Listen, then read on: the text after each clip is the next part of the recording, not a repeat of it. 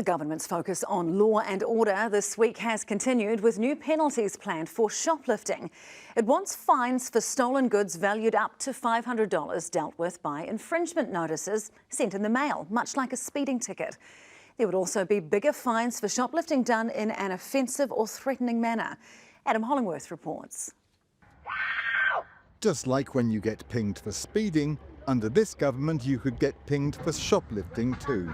Currently you have to go off to court, go through that whole evidential process. Now that's appropriate in many cases, but it's very time consuming and difficult as well. And so what we're going to do is introduce an infringement regime, just as in the same as a speeding ticket. The police will be able to be called and give somebody a ticket immediately. The government argues too many are getting away with it. The reality is that because there's such a high threshold to go to court, people aren't doing it as much, and so some people are getting away with this without any consequences. So the point of the infringement regime, it's easier, faster, and there are real consequences. And it's retailers themselves who've driven these proposals.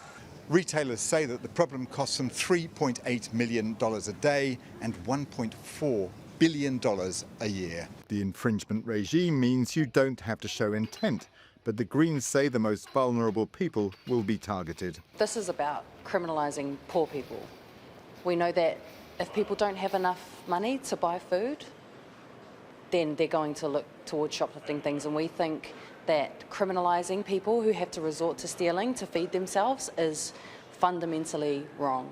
Stealing is not okay, I'm sorry, and all New Zealanders are struggling with putting food on the table. It's been a tough economic time, and when people steal stuff and don't pay for it, it's the law-abiding citizens who have to pay for it ultimately.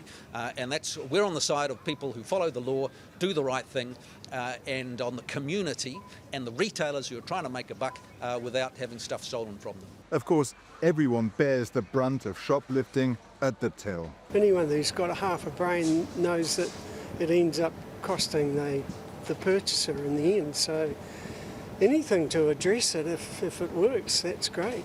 I think there's a cost of living crisis happening in New Zealand right now, and I feel like, especially this government, the focus on criminalising, lower class people never solves the problem. It's definitely a good thing because it's not nice for customers going to the shops as well. But fines are good, I think, but they're not going to pay it, are they?